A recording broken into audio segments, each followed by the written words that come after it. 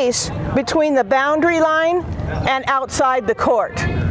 So if you can't see a space between the ball and the line is in this case, the blue is in, the line is in, and the green is out.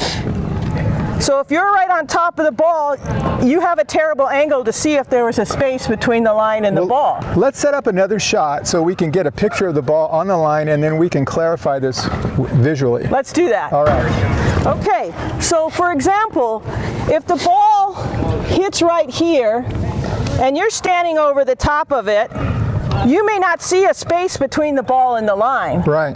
Now people right down the line are going to see it much better.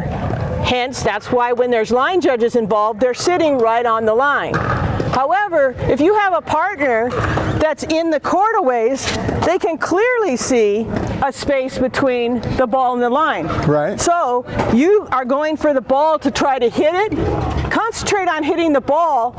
Let your partner make that call. All right. Because you don't want to have a conflict where I'm not sure, that's indecision. Indecision should be in favor of your opponents, whereas your partner can clearly see the space between the line and the ball. And the space between the line and the ball is the color, is that right? Is the green in this case. So if you're looking at the ball from this direction, you can come over here, you can clearly see a space between the ball and the line, right? Easily. But if you're here, it's very difficult to see if there's a space or not. Okay. So the person with the best angle to call this ball should be the one making the call. What if it's singles? There's nobody over here. Your partner's going to have, any place on this court, your partner's going to have your opponent is going to have a much better view than you will right on top of the ball.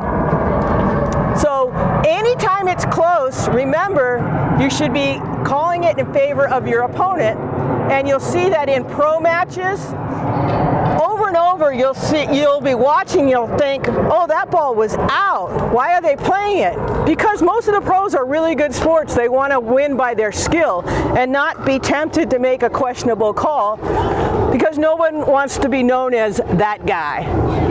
So then even in our matches, recreationally, we should really give the benefit of the doubt to the other team, pretty much? Absolutely. I mean, that is the rule. It's 6D in the rule book, Code of Ethics for Line Calling. It's there for everybody to see.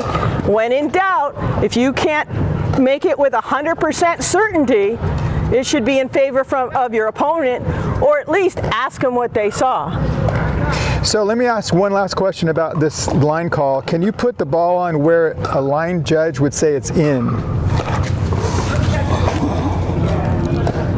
So it's really the same rule as it's been. It's the same rule as it's always been. It hasn't changed. It's just how it's been restated to try to make things easier and easier. Over the years, there's been dozens of different diagrams, and people say, oh, the ball overhangs the line. It doesn't matter where the ball overhangs, only where it makes contact with the court. Do you want to set up a shot with the baseline? Yeah, let's take a shot at the baseline.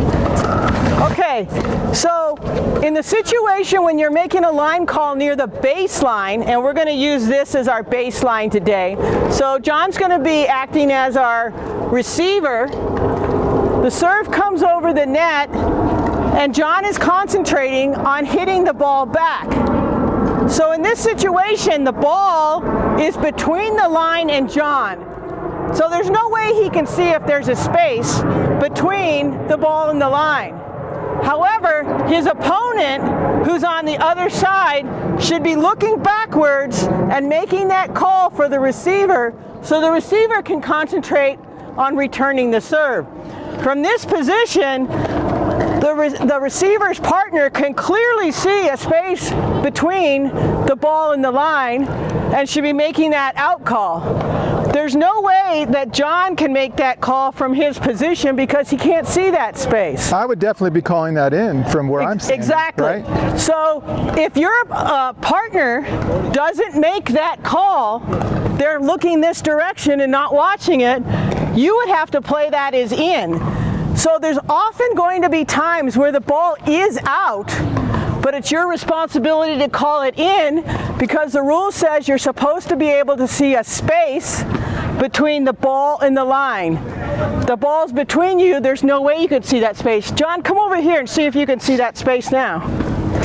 No, it's like obvious from this It's obvious from location. here, and there's no way you can make that call from where you're standing as a receiver. Well, I can really see why there's so many discussions on these out and in balls. And I know that when I play, I don't always look back, but I'm going to do that from now on because it's really my call. Right, and especially when you're playing seriously, and if you're out having fun, have fun. Who cares if the ball's in or out, right?